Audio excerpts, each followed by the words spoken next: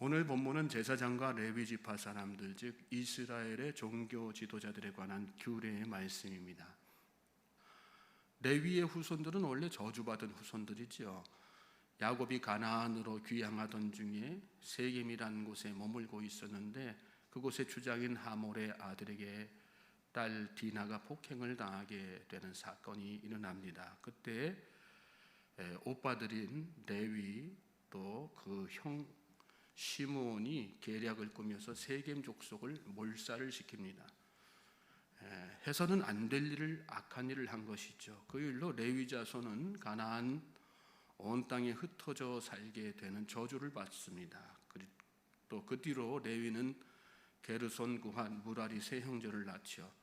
그러나 이 세 아들을 통해 형성된 이 레위의 후손들은 나중에 시내산 금송아지 사건 때 유일하게 우상을 숭배하지 않습니다. 금송아지한테 절하지 않았다는 그런 뜻입니다.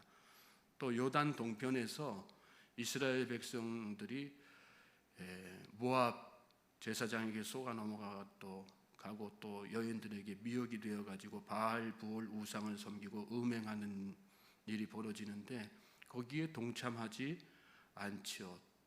나아가서 레위 지파의 비느하스가 앞장서서 우상 숭배자들을 다 처단을 합니다. 칼로 하나님의 명령에 따라서 모세 시키는 대로. 그렇게 해서 하나님의 공의를 만족시켜 드렸습니다.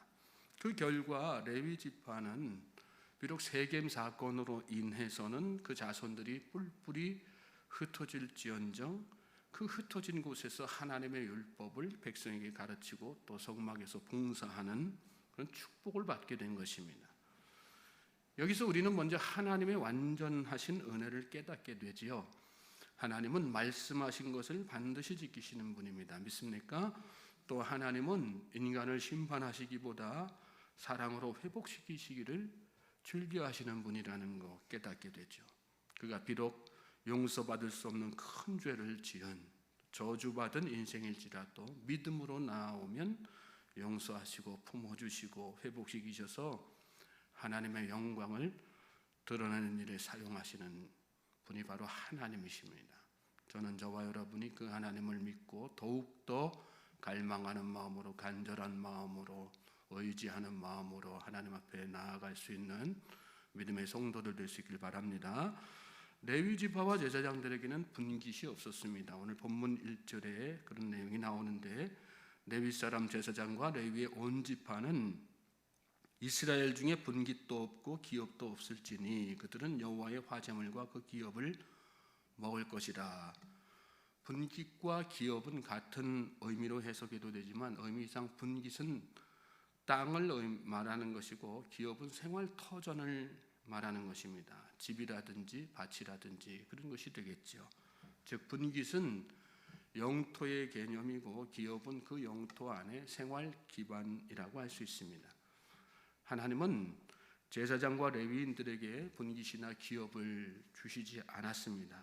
대신에 여호와의 화제물과 그 기업, 즉 이스라엘 백성들이 하나님께 드린 11조와 감사 예물로 생활하도록 이렇게 하신 것입니다. 2절에는 그들이 그들의 형제 중에서 기업을 가지지 않을 것은 이렇게 말씀했어요. 무슨 뜻입니까? 제사장과 레위인은 기업을 가지려고 해서도 안 된다 그런 뜻입니다. 주시지도 않았을 뿐더러 가지려고 해서도 안 된다. 그게 제사장과 레위인을 향한 하나님의 뜻이에요. 그 이유가 뭘까요? 기업을 가진다는 얘기는 필연적으로 일을 해야지 된다는 그런 뜻이죠. 또 기업에 욕심을 내다 보면 마음을 거기다 다 빼앗기게 되는 것 아니겠습니까? 그렇게 되면 결과적으로 어떤 일이 벌어질까요? 하나님의 일은 뒷전이 되는 거죠. 하나님의 일에 전념하고 성실하도록 이렇게 레위인을 구별하셨는데 정작 엉뚱한 일에 열심을 내게 되는 그런 상황이 되는 것입니다. 하나님은 기업을 주시지도 않았을 뿐더러 기업도 가지지 않도록, 그런 마음조차도 가지지 않도록 이렇게 말씀하신 것입니다. 여호와께서 그들의 기업이 되심이니 그들에게 말씀하심 같으니라. 말씀의 뒷부분에 그런 내용이 나오죠. 하나님은 제사장과 레위인들이 오직 하나님만 바라보면서 하나님께서 나의 기업 되심을 믿고 하나님의 일에만 전적으로 헌신하도록 하시기 위해 기업도 주시지 않고 가지려고 하는 마음조차도 갖지 못하게 하신 것입니다. 또 이 일은 비단 제사장과 레위인들만의 힘으로 되지 않지요. 레위 지파를 제외한 모든 이스라엘 백성들이 하나님께서 명하신 제물들을 성실하게 바침으로 협력할 때 가능한 일이죠. 교회는 여러분 목회자와 성도들이 하나님께서 주신 사명을 성실하게 감당하기 위해 공동의 책임을 다 가져야지 되는 것입니다. 이어지는 3절로 5절 말씀에서 다시 한번 그 내용 강조하시는 내용이 나옵니다. 항상 여호와의 이름으로 서서 섬기게 하는 것, 그것이 공동체가 가져야 되는 공동의 책임이라는 것을 우리가 잘 깨달아야 될 것입니다. 자, 6절부터 8절 말씀 보시면 레위인은 원래 정해진 곳에서 봉사하는 것이 원칙이지만 필요에 따라서 장소를 이동해서 섬길 수도 있었습니다. 간절한 소원이 있어 그랬는데 하나님을 위해 간절한 소원을 품었다면 어디라도 가서 섬겨야 되는 거. 내 교회만 이렇게 막 고집하고 우리 교회 일에만 전념하는 것이 아니라 하나님이 필요하시다 하면 어느 곳이라도 가서 섬기고 또 봉사해야지 되는 것이죠. 부르신 곳이라면 어디라도 가야 되는 거고, 또 그렇게 사역하는 사역자들 위해서 교회 공동체는 어떻게 해야 되는 거예요? 열심을 다해서 후원하고 또 선교하는 주의 일을 하는데 부족함 없도록 뒷받침돼야지 되는 거죠. 자, 또 그 뒤에 계속해서 이어지는 말씀은 레위인 제사장들의 특별한 역할들에 대한 강조하는 말씀드립니다. 9절부터 14절 말씀 보면 백성들이 가나안에 들어가서 우상 숭배하고 점쟁이, 요술, 무당, 박수한테 마음 뺏기는 그런 상황에 대해서 경계하는 그런 말씀이죠. 왜 이 말씀을 레위인과 제사장 규례에 같이 이어서 붙여서 말씀하셨을까요? 레위인과 제사장들이 해야 될 일들이 바로 이런 일들이기 때문에 그렇습니다. 백성들이 우상에 빠지지 않도록, 잘못된 사술에 빠지지 않도록 열심히, 그것이 제사장과 레위인의 책무이고 또 그 책무를 감당하도록 하기 위해서 교회 공동체가 또 이스라엘 백성들이 같이 레위인과 제사장들이 주의 일에 이렇게 하나님의 일에 전념할 수 있도록 이렇게 뒷받침돼야지 되는 것이죠. 15절부터 22절 말씀은 선지자에 대한 말씀이죠. 레위인 제사장들의 선지자로서의 사명에 대해서 강조하시는 그런 말씀입니다.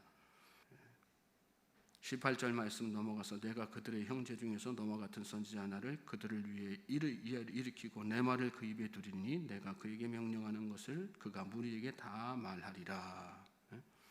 하나님께서 모세와 같은 선지자를 앞으로 계속해서 일으키셔서 이스라엘 백성들 가운데 모세 통해서 하나님의 말씀 전하게 하셨던 것처럼 그 선지자들 통해 가지고 이스라엘 백성들에게 전할 말씀 전하게 하시겠다, 그 말씀하신 거예요. 여기서 우리가 제사장과 레위인들의 큰 역할, 중요한 역할을 또 하나 깨닫게 되는 거죠. 레위인 제사장들은 뭐 해야지 되는 것입니까?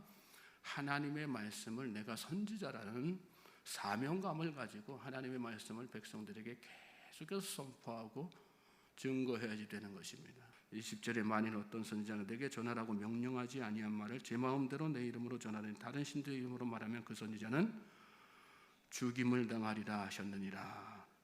잘못된 말씀 증거하지 않도록 자기 자신을 이렇게 성령 충만하게 또 바로 설 수 있도록 자기 관리 잘 해야지 되는 거예요. 저는 우리 한국교회 저를 포함한 모든 목사님들이 늘 성령 충만할 수 있게 되길 바랍니다.